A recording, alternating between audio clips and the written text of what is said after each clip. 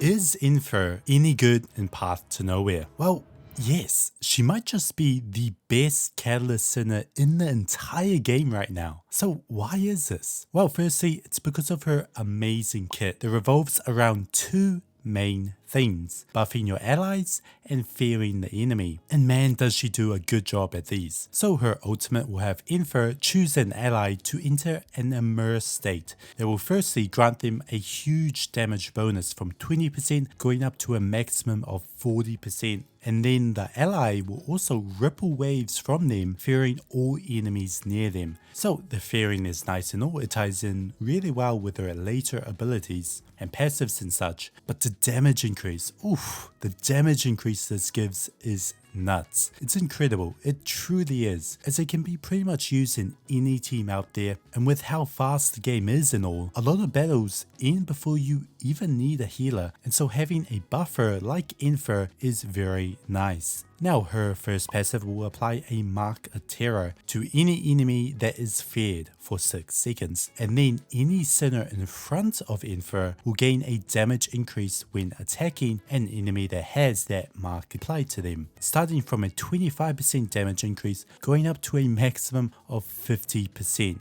Yes, 50%, which is again crazy. So not only do we have the ultimate that can give 40% damage increase, but now she can give another ally 50% to any enemy that is marked with that mark. So you may be realizing, wow, Enfer can give a lot of extra damage. And yes, you would be right. While herself doesn't do that much damage, damage she can give in buffs is insane and definitely makes up for a somewhat low damage. This is why she's just really good, as well as someone like Hamel or Ariel is nice, as they can keep your team alive. They don't really do much else, and with how fast the game is, a lot of the times you don't need the healing. Now while Enfer's damage is low, her second passive definitely helps out a bit with this, as it will deal magic damage to any enemy that is feared anywhere on the map. So this is nice, it gives a bit more damage to her and can be really good on maps that have lots of mobs. And so overall her kit is really good. It provides a ton of buffs, it can increase your team's damage by a ton, and so you might be thinking,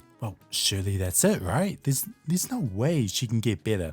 Well, she does, through her shackles. Her shackles are really good. Now, I don't like to talk about these as the majority of players are free to play or light spenders, but they are quite notable. Well, mostly the first and third one. Her first one will increase her first passive's damage by 10%, which is nice, but her third one, oof, her third one. This is where it gets good, and is probably the best shackle in the game, up there with Erin's S3. So it will give a 15% damage increase to any enemy that has been feared. Again, another damage increase buff, but this one for your entire team, as long as the enemy has been feared. So yeah, she's really good with shackles. Her last two aren't the best, so I'd probably stop once you get her S3. And so if you have a lot of hypercubes saved up, or if you have some Sinner's marks, then I would definitely recommend using them on Enfer for her shackles. But now, you may be thinking, well, Enfer is great, I guess that's it.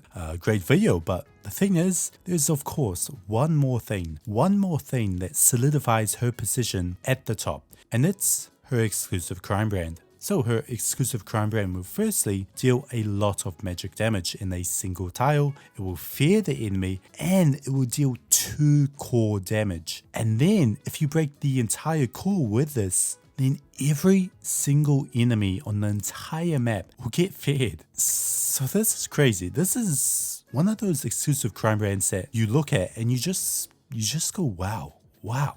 Especially the core breaking part, as this means that she can replace someone like Hecate or another double core breaker in your team. And even though you may think that, oh, but I'll lose out on the damage that Hecate brings, with the amount of extra damage that Enfer provides with her buffs, she honestly makes up for it. Now, the caveat to this exclusive crime brand is that it can only be used once per battle, but honestly, you only need this once per battle, especially in things like Broken Frontline where you're only gonna be breaking the core one time. So to wrap up this video, is Enfer any good in PathtoNowhere? Yeah. Is she the best Catalyst Sinner in the game? Probably. Should you pull for Enfer? Most definitely. And finally, should you spend all your hypercubes in getting her? Also probably. And so I wish you all the best in getting Enfer. If you do have her, let me know down in the comment section how you're finding her. And remember,